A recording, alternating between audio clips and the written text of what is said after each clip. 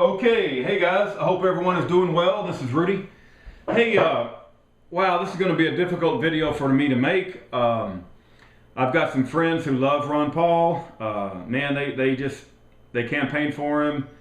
They pass out his flyers. They tell everybody about him. They even have like his name on their car. And these are some good friends. These are some righteous men. These are some righteous men and women who want to see this country saved. And this is a hard video for me to make because, you know, they won't like it when I say bad things about Ron Paul. You know, at Ron Paul 2012, you can submit an event request. And on 2 different occasions, including today and just a few weeks ago, I asked Ron Paul if he wanted to come to our Saturday, May the 26th event, Constitutional Election Summit, and listen to Alfred Adask, Mickey Booth, Pastor Gallups, Pastor Stefan Broden, Pastor Manning, Dr. Orly Tates. You know, maybe he'd like to come, you know, Dr. Wiley Drake, maybe he would like to come and hear what they have to say about the eligibility of Obama. And he can even speak. I said, hey, if he wants to speak, we'll let Ron Paul speak. You know, let's listen to what he's got to say. Of course, they didn't reply back, and that's fine. You know, I know that, you know, people think, you know, I don't know what they think, you know, but if he wants to ignore us, he has the right to ignore us. That's not the problem. The problem is, I just recently went, I'm going to put a link in the description bar, and you can go click on it, and it basically says, Ron Paul effectively ends his campaign, right? It's what the link says. He's going to continue a delegate strategy, but I guess, you know, it's like he's going to try to send a message to the Republican campaign. So I guess we're going to watch Ron Paul ride away in the sunset, and we're going to wave goodbye and see you later. Thanks for the good times, Ron Paul. And you didn't say one dang word about the eligibility of Obama. You didn't say one dang word about the forged birth certificate and supporting Sheriff Arpaio.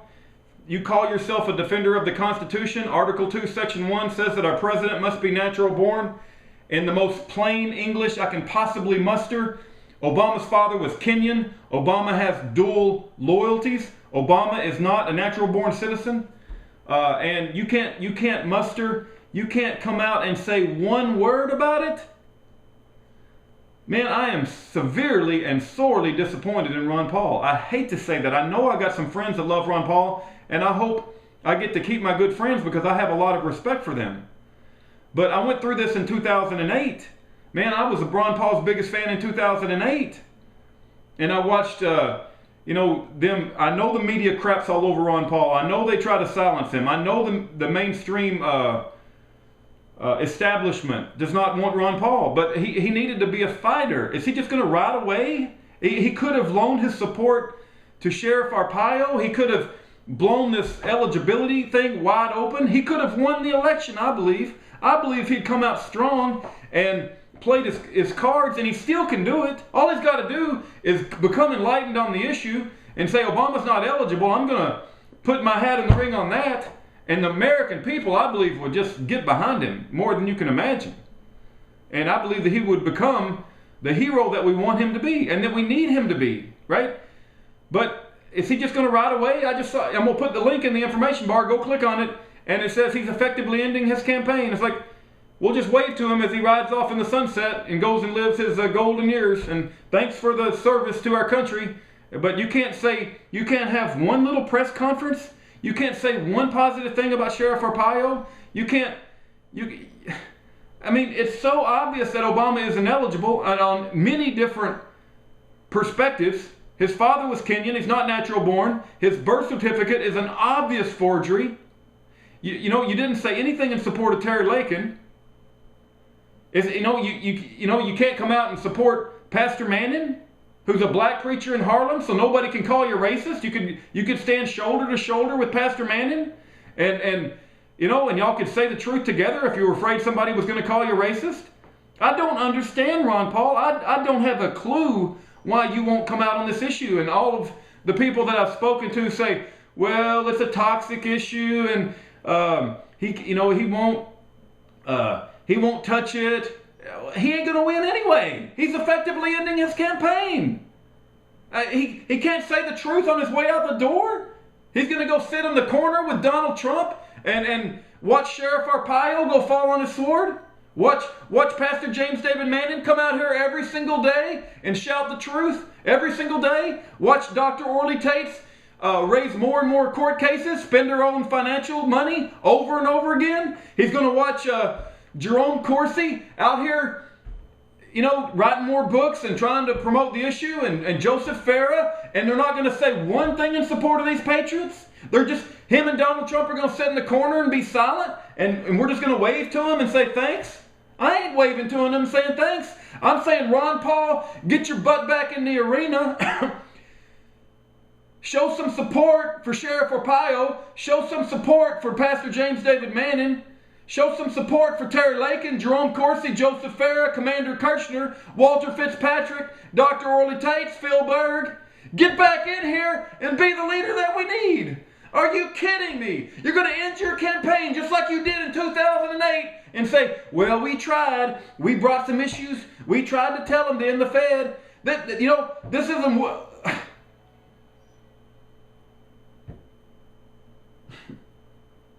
America's going to go down that easy. American patriots are going to go down that easy. We ain't got no fight in this whatsoever. I can't believe it. I cannot believe it. For all of you people making excuses for Ron Paul, I'm sorry, but there is no excuse. There is no excuse. He's already effectively ending his campaign, and he ain't said one word. It was bad enough when he didn't say nothing about 9/11. Okay, all right, keep your mouth shut on 9/11. If you believe that it's a toxic issue and you can't prove it, okay, all right, I don't like that. I think you should have said something.